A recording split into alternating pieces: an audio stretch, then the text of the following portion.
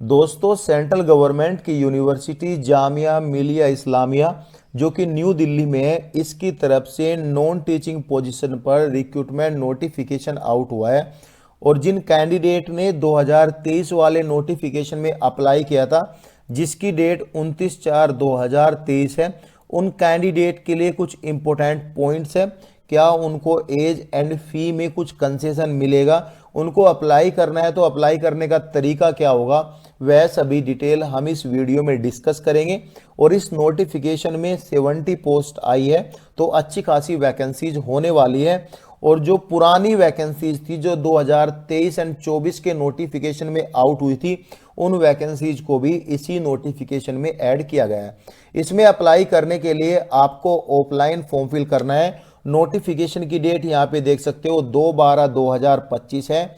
ये फॉर्म आपको recruitment and promotion section, second floor, registrar office, Jamia Millia Islamia, मौलाना मोहम्मद अली जहूर मार्ग, जामिया नगर, न्यू दिल्ली में आपको भेजना है। ठीक है, यह फॉर्म की जो लास्ट डेट होगी 26/12/2025 से पहले आपको यह फॉर्म जो है यूनिवर्सिटी में भेजना है। बाई हैंड भी आप दे के आ सकते हो या फिर स्पीड पोस्ट भी कर सकते हो, लेकिन ध्यान में रहे फॉर्म आपका वर्किंग डेज जो कि मंडे टू फ्राइडे है, एंड वर्किंग आवर जो कि 10 to 5 PM है, और लंच ब्रेक को छोड़कर इन सभी वर्किंग आवर के अंदर आपका फॉर्म पहुंचना चाहिए। अब हम बात करेंगे इंपोर्टेंट नोट्स के बारे में। देखो, जो कैंडिडेट ने 29/4/2023 वाले नोटिफिकेशन में अप्लाई किया था, उनको भी अब दोबारा से अप्लाई करना है, लेकिन उनको जो फी है, उनको फी पे नहीं करनी है।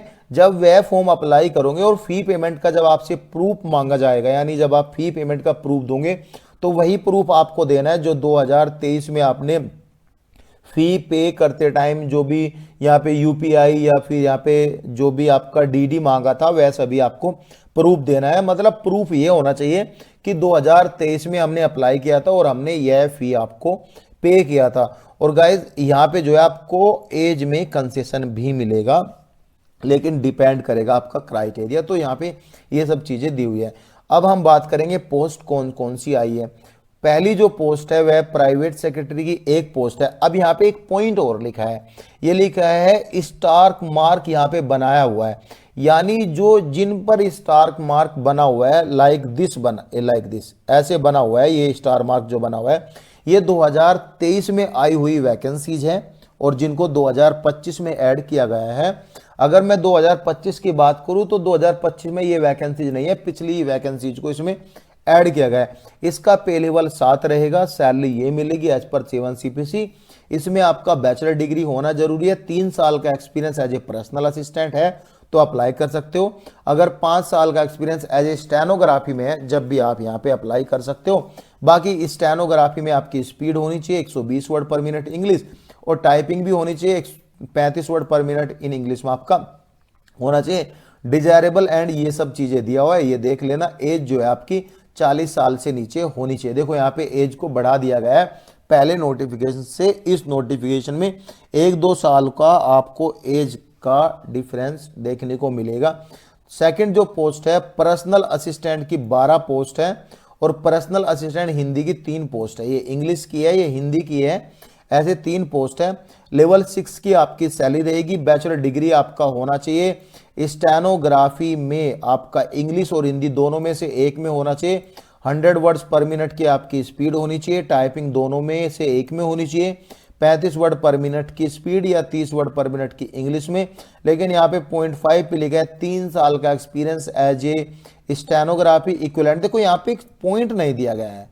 पॉइंट ये है जो सेंट्रल गवर्नमेंट 2019 का रूल बोलता है। रूल यह बोलता है कि अगर आप किसी प्राइवेट कंपनी में काम कर रहे हो, उसका टर्नओवर 200 करोड़ से ज्यादा है, तो वो ऑटोनमस इंस्टीट्यूशन में ऐड होता है। तो इसमें भी आप एज ए प्राइवेट सेक्टर से भी आप इसमें अप्लाई कर सकते हो। बाकी डिजायरेबल स्किल कंडीशन ये है, एज लिमिट 40 साल रखा गया है। स्टेनोग्राफर इंग्लिश की 8 पोस्ट है। स्टेनोग्राफर हिंदी की 2 पोस्ट है। पे लेवल 4 रहेगा। इसमें डिग्री के साथ साथ स्टेनोग्राफर इंग्लिश और हिंदी दोनों की स्पीड 80 वर्ड्स पर मिनट होनी चाहिए। और गाइज, इसमें टाइपिंग स्पीड 35 वर्ड पर मिनट और 30 वर्ड पर मिनट इंग्लिश और हिंदी में आपका होना चाहिए, दोनों में से एक। इनमें फ्रेशर कैंडिडेट एलिजिबल होगा अप्लाई करने के लिए। उम्र आपकी 40 साल से नीचे होनी चाहिए। अब हम बात करेंगे यहाँ पे प्रॉपर्टी सेक्शन में जो भी यहाँ पे मांगा है। यहाँ पे 4th पे लैंड रिकॉर्ड सुपरिटेंडेंट की एक पोस्ट आई है, पे लेवल 6 रहेगा। ग्रेजुएशन मांगा है, training of patwari as required. Revenue department से आपने एज ए पटवारी की ट्रेनिंग ली हो तो आप इसमें अप्लाई कर सकते हो। 8 साल का एक्सपीरियंस रेवेन्यू लैंड रिकॉर्ड पटवारी मैटर्स का आपका होना चाहिए। लैंग्वेज जो है हिंदी इंग्लिश उर्दू आप जानते हो तो आप इसमें अप्लाई कर सकते हो। एज आपकी 40 साल से नीचे होनी चाहिए। एज जो है 26/12/2025 से काउंट की जाएगी। अगेन 5th नंबर पर जो पोस्ट आई है लैंड रिकॉर्ड कीपर की पोस्ट आई है, पे लेवल 4 की सैलरी रहेगी। ग्रेजुएशन के साथ साथ 5 साल का experience as a land record clerk या फिर तहसील और सब डिवीजन ऑफिस में आपने किया है तो आप अप्लाई कर सकते हो। उम्र आपकी 40 साल से नीचे होनी चाहिए। फाइनेंस एंड अकाउंट ऑफिस में जो पोस्ट आई है उनके बारे में बात करेंगे। इंटरनल ऑडिट ऑफिसर की जो पोस्ट आई है ये डेपुटेशन बेसिस पर आई है, इसमें तो लंबा चौड़ा क्वालिफिकेशन चाहिए, इस पर हम बात नहीं करेंगे। अब बात करेंगे इंटरनल ऑडिट ऑफिसर की। इसमें जो है एक पोस्ट आई है और पे लेवल 10 रहेगा, ये भी डेपुटेशन बेसिस पर ही रहने वाला है। ऑलमोस्ट 40 साल की एज यहाँ पे मांगी है। इसमें क्या है, एप्लीकेंट शुड है मिनिमम 10 ईयर का एक्सपीरियंस, आपके पास मास्टर ग्रेजुएशन की डिग्री 55% होनी चाहिए तो आप अप्लाई कर सकते हो।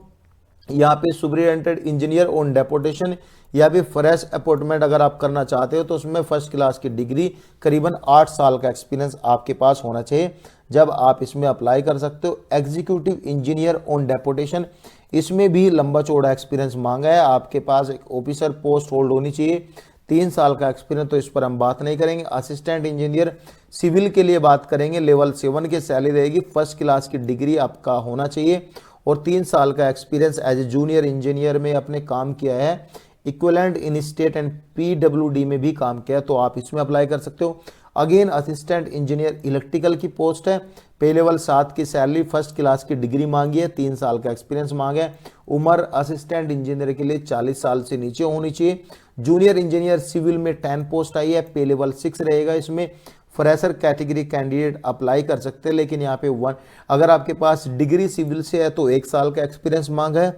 डिप्लोमा अगर आपका सिविल से है तो आपके पास 3 साल का एक्सपीरियंस मांगा है। 40 साल से नीचे आपकी उम्र होनी चाहिए। जूनियर इंजीनियर इलेक्ट्रिकल की 3 पोस्ट आई है, यहाँ पे बैचलर डिग्री आपका होना चाहिए, 1 साल का एक्सपीरियंस होना चाहिए। बैचलर डिग्री के साथ साथ 1 साल का एक्सपीरियंस, डिप्लोमा के साथ साथ 3 साल का एक्सपीरियंस होना चाहिए। सभी में उम्र 40 साल से नीचे मांगी है। मैकेनिकल में क्वालिफिकेशन सेम, बैचलर डिग्री के साथ 1 साल का एक्सपीरियंस, डिप्लोमा के साथ 3 साल का एक्सपीरियंस होना चाहिए। अब लाइब्रेरी कैडर के ऊपर बात करेंगे। यहाँ पे जो 15 नंबर की पोस्ट है, सेमी प्रोफेशनल असिस्टेंट की 4 पोस्ट आई है, जो कि एक पोस्ट रिजर्व है एमडी कैटेगरी के लिए। लेवल 5 की आपको सैलरी मिलेगी। मास्टर डिग्री अगर आपके पास इन लाइब्रेरी साइंस में है तो आप as a fresher candidate apply कर सकते हो। अगर आपके पास bachelor degree in library and information science में है, इसके साथ साथ 2 साल का एक्सपीरियंस है तो आप जब अप्लाई कर सकते हो, दोनों ही केस में अप्लाई कर सकते हो, फ्रेशर एंड एक्सपीरियंस। उम्र आपकी 40 साल से नीचे होनी चाहिए। लाइब्रेरी अटेंडेंट के लिए लेवल 1 की सैलरी आपको मिलेगी, इसमें आपका 12वीं पास होना जरूरी है, सर्टिफिकेट होना चाहिए लाइब्रेरी साइंस से, 1 साल का एक्सपीरियंस इन यूनिवर्सिटी कॉलेज या फिर एजुकेशन किसी भी इंस्टीट्यूट में आपने काम किया हो, बेसिक कंप्यूटर नॉलेज। उम्र आपकी 40 साल से नीचे। यहाँ पे अब नेक्स्ट जो पोस्ट आई है सिक्योरिटी असिस्टेंट की 9 पोस्ट आई है, इसमें आपका जो है 12वीं पास होना चाहिए। और गाइज 12वीं के पास आपने कोई आर्मी से कोई स्टैब्लिशमेंट ट्रेनिंग ली है या फिर आर्मी में पहले काम कर रहे हो तो यहाँ पे लिखा है desirable, ex army personnel, para military personnel, अगर ये है तो ये अप्लाई कर सकते हैं। अदरवाइज फ्रेशर कैंडिडेट एलिजिबल होंगे अप्लाई करने के लिए। उम्र 40 साल से नीचे है। प्रोग्राम ऑफिसर के लिए बात करेंगे, यहाँ पे लेवल 10 की सैलरी मिलेगी। मास्टर डिग्री में 55% number, diploma in certificate Arabic में आपका होना चाहिए, 1 साल का ड्यूरेशन उसका होना चाहिए और 10 साल का एक्सपीरियंस। उम्र 40 साल से नीचे। यूनिवर्सिटी गेस्ट हाउस कैडर के बारे में बात करेंगे। कुक जो है, कुक की यहाँ पे डिमांड की गई है। लेवल 2 की सैलरी, 10वीं पास और आईटीआई का सर्टिफिकेट। अगर 10वीं पास आईटीआई का सर्टिफिकेट नहीं है, 1 साल का डिप्लोमा, 3 साल का एक्सपीरियंस मांगा है तो आप यहाँ पे अप्लाई कर सकते हो। बात करेंगे जनरल कंडीशन के बारे में। जो नॉन टीचिंग पोस्ट आई है उनके लिए written test, skill test and guys trade test होगा।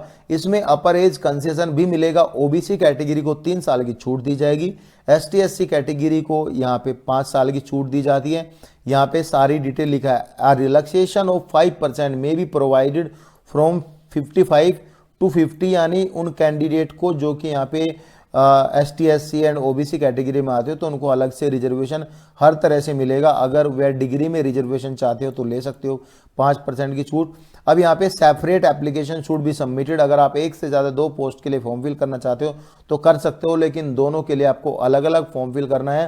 कैंडिडेट मस्ट सभी documents, diploma, degree, qualification, experience सभी पे जीरोक्स करके अपने साइन करने हैं। फी पे करनी है। पे करने के बाद आपको भेज देना है। ये सारी डिटेल यहाँ पे यही लिखी हुई है। आपको टेलीग्राम पे फॉर्म एंड गाइड सभी चीज मिल जाएगी। अब यहाँ पे कुछ फी के बारे में बात करेंगे। फीस, अगर आप ग्रुप ए पोजीशन यानी पे लेवल 10 या इससे ऊपर सैलरी पर आप अप्लाई करना चाहते हो, यूआर ओबीसी के लिए 1000 रुपये रखा गया है, एसटी एससी के लिए 500 रुपये, पीडब्ल्यूबीडी के कोई पैसा नहीं रखा गया। ग्रुप बी एंड सी पे लेवल 7 और उससे नीचे आप अप्लाई करना चाहते हो तो यूआर ओबीसी के लिए 700 रुपये, एसटी एससी के लिए 300 रुपये, बाकी कोई पैसा यहाँ पे नहीं रखा गया है। कोई भी रिफंड आपको नहीं मिलेगा। ऑनलाइन मोड से अप्लाई करना है तो यहाँ पे यूपीआई आईडी दी हुई है, बैंक की डिटेल दी हुई है, तो टाइम से पहले आपको फॉर्म फिल करना है, फी पे करनी है। Thank you so much guys.